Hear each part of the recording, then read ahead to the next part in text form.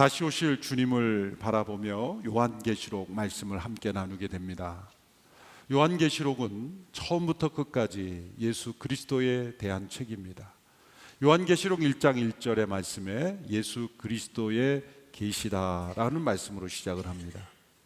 역사의 마지막 때에 대한 말씀을 주기도 하지만 또한 그 역사의 마지막 때에 일어날 일의 가장 중요한 사건은 바로 살아계신 예수님, 부활하신 예수님께서 다시 오시는 것이며, 그때에 비로소 어떤 일이 일어나는 것이 아니라 다시 오실 주님이 지금 현재 어떤 역사를 이루고 계신가를 또한 우리에게 보여주기도 합니다.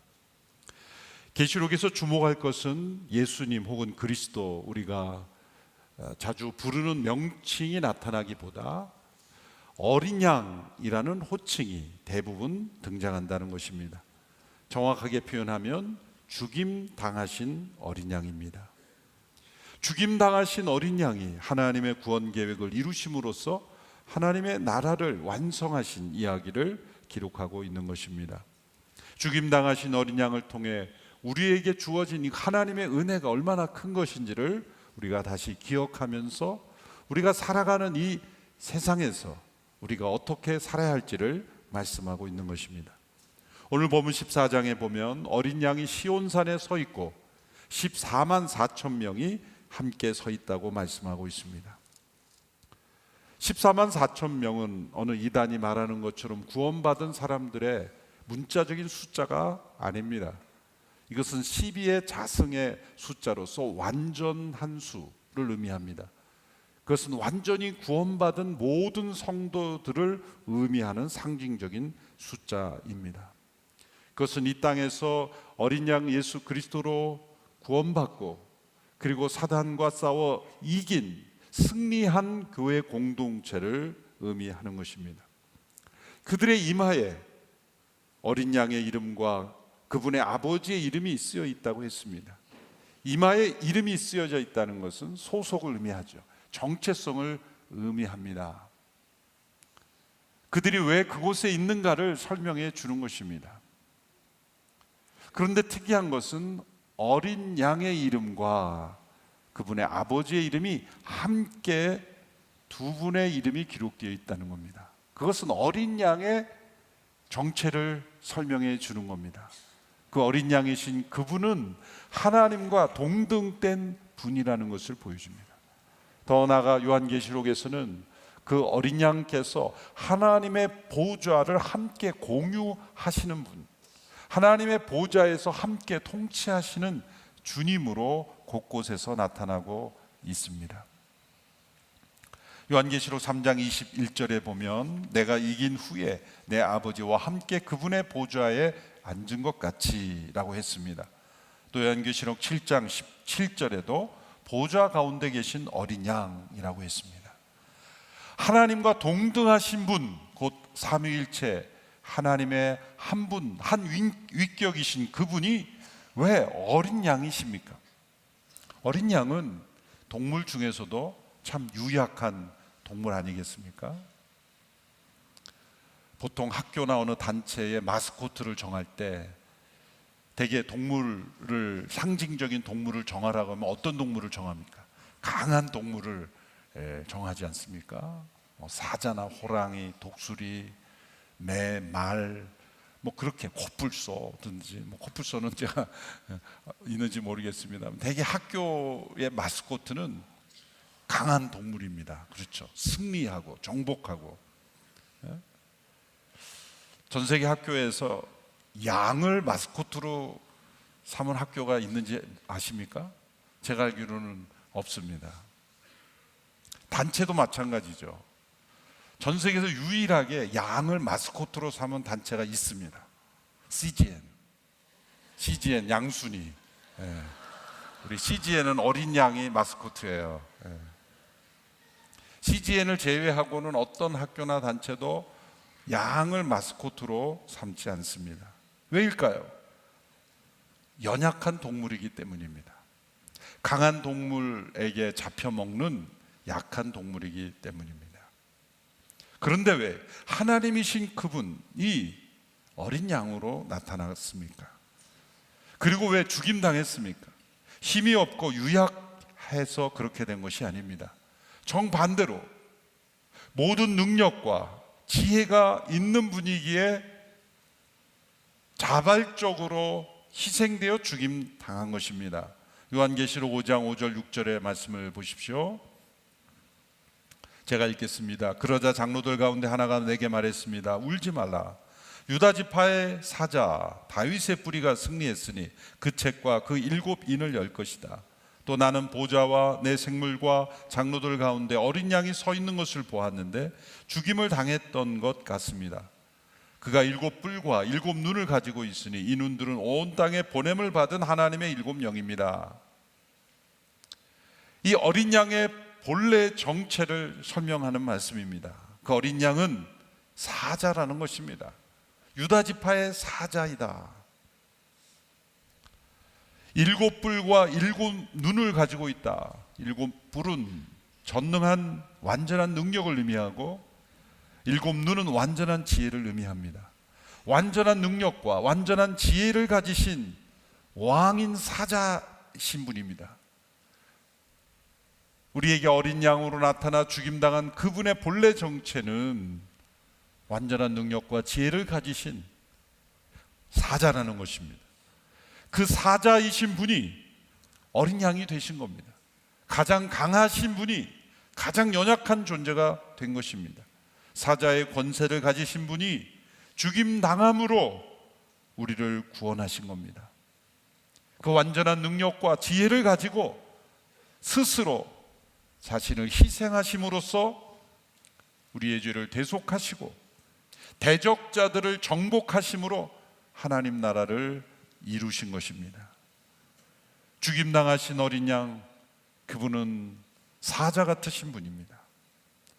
어린 양으로서 오신 그분을 보지 않고는 진정한 사자이신 그분을 발견할 수 없다는 것입니다. 예수님께서 처음 세상에 오셨을 때는 어린 양으로 오셨습니다. 그러나 다시 오실 때는 사자의 영광으로 오실 것입니다. 세상을 심판하러 다시 오실 때 그분은 사자의 영광을 나타내실 겁니다. 그러므로 예수님의 처음 오심과 다시 오심은 분리될 수 없는 것이죠.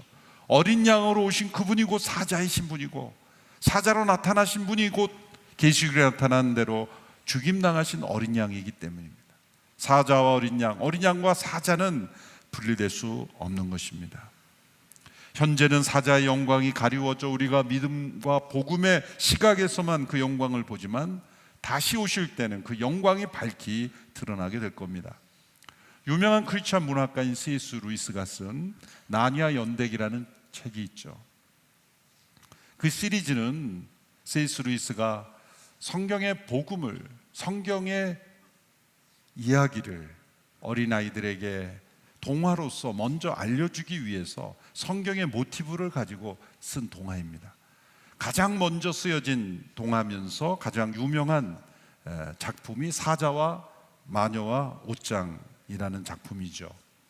그 스토리는 대략 이렇습니다. 4명의 아이들이 이제 전쟁을 피해서 시골에 있는 한 노인의 집에 보내집니다. C.S. 루이스가 살던 그 시대가 2차 대전이 한창 이루어진 시대이기 때문에 자녀들을 먼저 안전한 시골에 보내는 일이 많았기 때문에 거기에서 모티브를 얻은 것이죠. 4명의 아이들이 이제 시골에 사는데 그 집에 있는 한 마법의 옷장을 통해서 나니아라는 세계로 들어가게 됩니다. 이야기가 시작이 되죠. 나니아라는 세계는 하얀 마녀가 영원한 겨울을 불러와서 그 나라를 얼어버리게 만들었고, 자신을 따르지 않는 사람들은 돌로 만들어 버림으로써 다스리고 있었습니다. 이 4남매 중 셋째인 에드먼드가 마녀를 만나게 되고 유혹에 빠져서 이제 스스로 자발적으로 마녀를 따라가게 됩니다. 아마 쿠키를 가지고 유혹했던 것으로 기억합니다. 이제 에드먼드를 구하기 위해서는 위대한 사자 아슬란의 힘이 필요했습니다. 아슬란은 마녀와의 거래를 통해 자신의 목숨을 내어주기로 합니다. 그리고 에드먼드를 놓아주도록 합니다. 마녀는 돌 탁자에서 아슬란을 찔러 죽이죠. 자신의 힘으로 마녀를 능히 정복할 수 있는 존재이지만 그 힘으로 아슬란은 자신의 목숨을 내어줍니다. 그러나 놀라운 것은 그 아슬란이 부활합니다. 아래 사진이 이제 부활할 때의 모습이죠.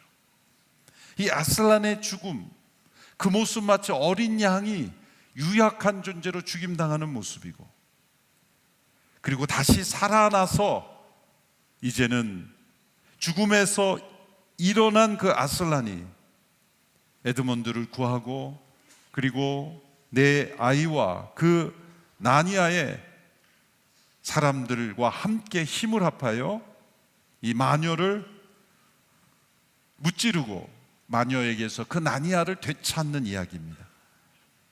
내 아이들은 나니아의 왕과 여왕이 되어 다스리다가 이제 현실로 돌아오면서 이야기가 끝나죠. 사자인 아슬란이, 강력한 힘을 가진 아슬란이 에드먼드를 구하기 위해 자진해서 마녀에게 어린 양처럼 죽임당하는 것, 이것이 바로 죽임당하신 어린 양 예수 그리스도의 모습이고, 그 죽음에서 부활하심으로, 부활의 생명으로 이제 믿는 이들에게 그 생명을 나누어 줌으로써 위대하신 하나님의 나라의 주권을 회복하고 하나님의 통치를 회복하는 이야기, 이것이 성경에 나타난 복음의 이야기입니다. 사자이신 그분이 어린 양으로 죽임당하심으로 승리하신 이야기입니다. 그래서 요한계시록에서는 계속 어린 양에 대한 메시지를 주고 있는 거예요. 이것은 지금 천상에 계신 어린 양일 뿐만 아니라 우리에게 능력을 주시는 어린 양이기에 이러한 환상을 보여주는 것입니다. 어린 양에 의해 구속받은 이들은 이제 어린 양을 따르는 이들입니다. 그 내 아이들과 나니아의 시민들이 아슬란을 따라 승리했듯이 어린 양을 따르는 이들로 우리가 이 땅에서 살아가는 것입니다. 요한계시록 14장 4절 후반부의 말씀을 우리 함께 읽어보겠습니다. 시작. 그들은 어린 양이 가는 곳이면 어디든지 따라가는 사람들이며 하나님과 어린 양에게 바쳐진 첫 열매로 사람들 가운데서 구속함을 받았습니다. 어린 양이 가는 곳이면 어디든지 따라가는 사람들, 이것이 교회의 정체성입니다. 교회란 어린 양을 따르는 사람들입니다. 오늘 본문에는 세 가지 모습으로 어린 양을 따르는 사람들의 모습을 표사합니다. 첫째는 새 노래를 부르는 사람들이라는 것입니다. 2절 3절의 말씀을 우리 같이 한 목소리로 읽어보겠습니다. 시작. 또 나는 하늘로부터 많은 물소리 같고 큰 천둥소리 같은 소리를 들었습니다. 내가 들은 그 소리는 하프 켜는 사람들의 하프 소리 같았습니다. 그들은 보좌 앞과 내 생물과 장로들 앞에서 새 노래를 부릅니다. 그러나 땅에서 구속함을 받은 14만 4천 명 밖에는 아무도 그 노래를 배울 수가 없습니다.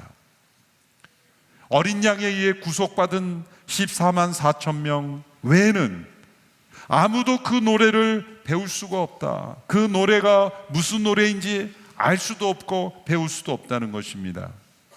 오직 어린 양의 죽음으로 구속받은 이들만 부를 수 있는 노래, 그것이 새 노래라는 것입니다.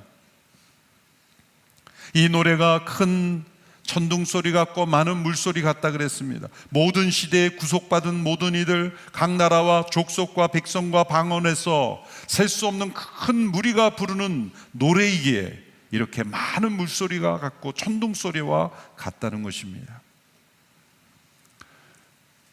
이 노래는 천상에서만 불려지는 노래가 아닙니다. 이 땅에서도 불려질 노래입니다. 우리가 세상을 이길 힘이 어디에서 옵니까? 새 노래를 부를 때 얻어집니다. 예배 공동체입니다. 찬양 공동체입니다. 경배 공동체입니다. 어린 양을 따르는 사람들은 새 노래를 부르는 사람들입니다. 세상의 노래는 때로 슬픔을 노래하고 어떤 서정적인 감정을 표현하고 때로는 신세를 한탄하고 이별을 슬퍼하고 또 자기가 가진 어떤 성취를 기뻐하고 그런 노래들입니다. 그러나 이 노래는 새 노래입니다. 어린 양의 죽음으로 구원받은 이들이 부르는 노래, 그 심령으로 부르는 새 노래입니다. 선교사님들이 사역을 감당할 수 있는 힘은 어디에서 옵니까? 새 노래를 부를 때입니다. 여러분은 인생의 어려움과 고난 속에서 세상의 노래도 때로 위로가 될 수 있습니다만 진정한 궁극적인 힘은 주지 못합니다. 우리를 이 세상을 이길 힘은 어디에서 얻습니까? 어린 양에 의해 구속받은 이들이 부르는 새 노래입니다.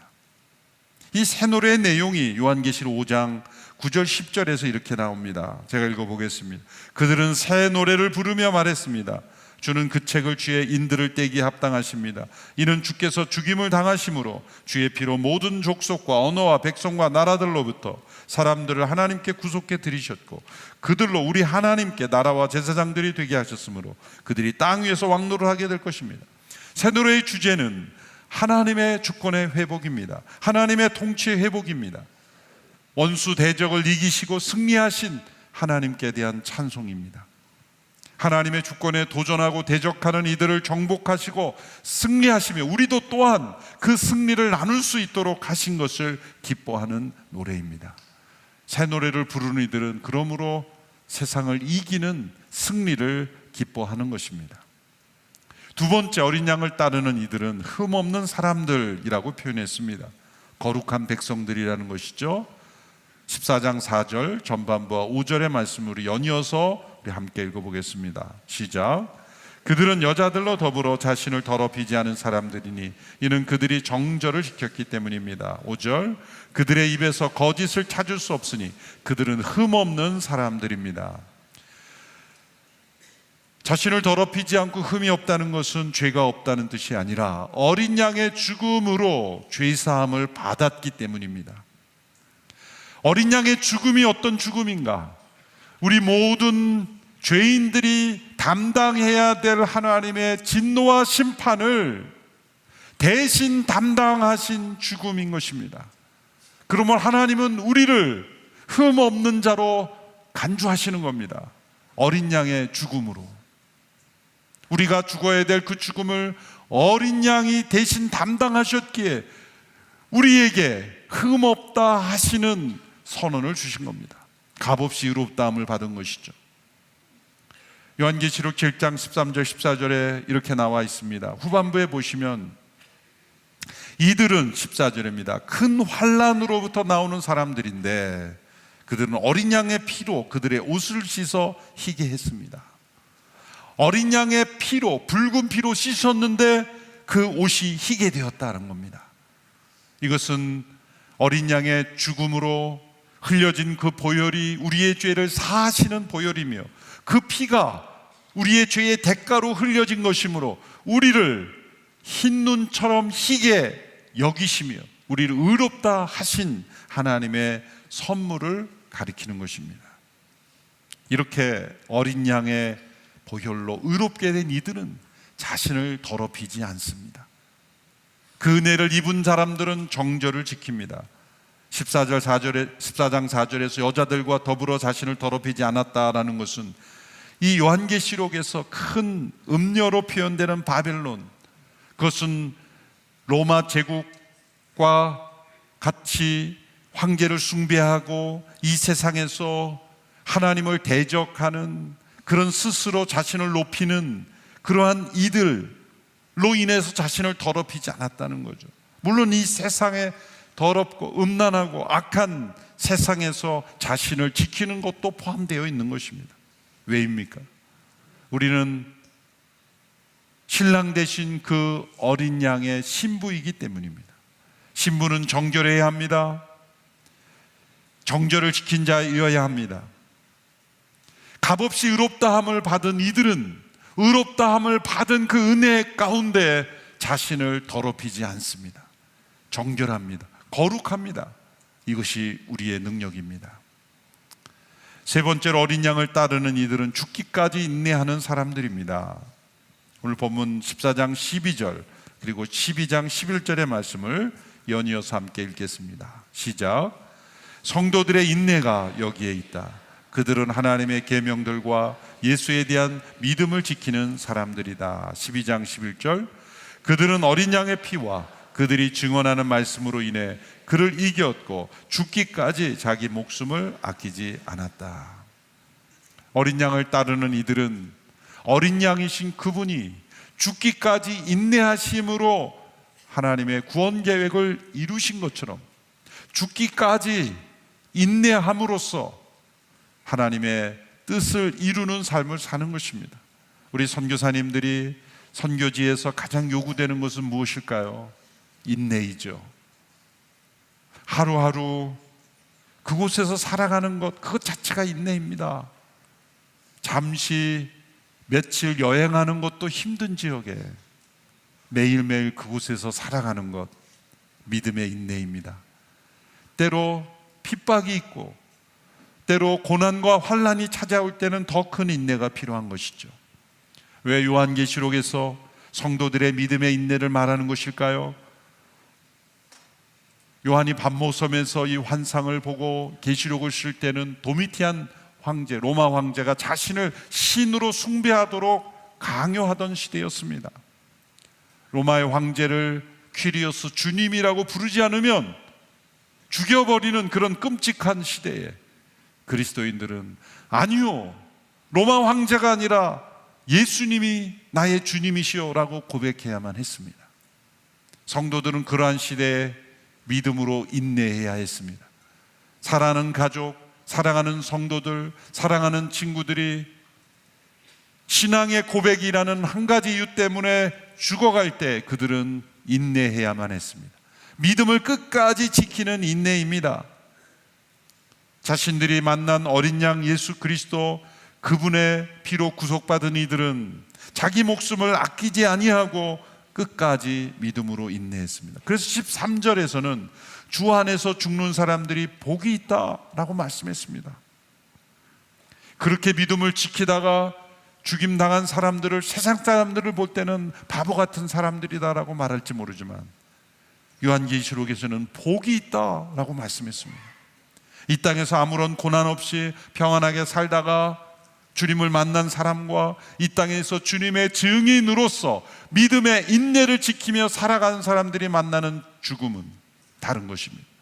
주 안에서 죽는 사람은 복되다라고 말씀했습니다. 이 계시록을 쓴 요한 자신도 1장 9절에 보면 환난 가운데 인내하고 있었음을 봅니다. 1장 9절에 보면 여러분의 형제이며 예수 안에서 환난과 나라와 인내를 함께 나누는 사람인 나 요한은 하나님의 말씀과 예수의 증언 때문에 밤모섬에 있었습니다. 요한도 환난 가운데 인내하고 있었습니다. 그러므로 사도 요한을 통해서 말씀하고자 하는 것은 무엇입니까? 예수 그리스도 안에서 만나는 환난은 하나님께서 우리를 버리셨음을 의미하는 것이 아니다. 도리어 참 자녀임을, 구속받은 참 백성임을, 참 14만 4천에 속한 백성임을 증거하는 표시라는 것을 말씀합니다. 하나님께서는 우리에게 고난을 없애주시지 않고 고난 속에서 어린 양을 따르며 믿음의 인내를 경험하며 주 안에서 복된 죽음을 맞이하도록 인도하십니다. 어떤 삶이 복된 죽음을 맞이하는 것입니까? 아무런 고난 없이 평안하게 그저 건강하게만 살다가 우리는 죽음 맞이하는 것을 복되다라고 말하죠. 물론 복입니다. 그러나 그 복이 영원한 복일까요? 거기에서는 다릅니다. 영원한 나라에서까지 이어지는 복은 바로 고난 속에서도 믿음의 인내를 지키며 죽기까지 인내하며 그리스도의 증인으로 살아가는 삶, 그것이 주님 앞에 서게 될 때 어린 양을 따르는 이들로서 참으로 복된 삶이 아닐까요? 우리 선교사님들은 그러한 삶을 선택한 것이죠. 어린 양을 따르는 자들로 어린 양이 어디로 가든지 그 길을 따라간 겁니다. 그 어린 양은 하늘 보좌에만 계신 분이 아니라 성령 안에서 우리의 삶으로 지금 인도하고 계신 겁니다. 그래서 그 어린 양을 따라 그분이 인도하시는 대로 걸어가고 있는 것입니다. 믿음의 인내로 걸어가고 있습니다. 우리 모든 성도들은 어린 양을 따르는 이들로서 이곳에 있지만 우리 선교사님들과 함께 동역하며 후원하며 어린 양을 따르는 이들이 되어야 합니다. 새 노래를 부르며 자신을 더럽히지 않으며 죽기까지 인내하며 믿음을 지킴으로 우리는 어린 양을 따르는 이들이 되어야 합니다. 선교지에서 복음과 하나님 나라를 증거하고 있는 우리 선교사님들과 함께 어린 양을 따르는 저희들이 되기를 축원합니다. 아까 불렀던 찬송 나는 어린 양을 따르리, 이 찬송을 부르고 말씀을 맺겠습니다. 나는 어린 양을 따르리. 나는 어린 양을 따르리 온 힘 다해 온 마음 다해 나의 명령에 순종하리 나는 어린 양을 따르리. 다시 한번 나는 어린 양을 따르리. 나는 어린 양을 따르리 온 힘 다해 온 마음 다해 그의 명령에 순종하리 나는 어린 양을 따르리. 사랑하는 주님, 사자이신 그분이 어린 양이 되심으로 우리를 구속하셔서 이제 이 땅에서 어린 양을 따르는 이들로 살아가게 하시니 감사합니다. 온 마음 다해 온 힘 다해 어린 양이 가는 곳에 따라가는 저희들 되게 하여 주옵소서. 예수님의 이름으로 기도하옵나이다. 아멘.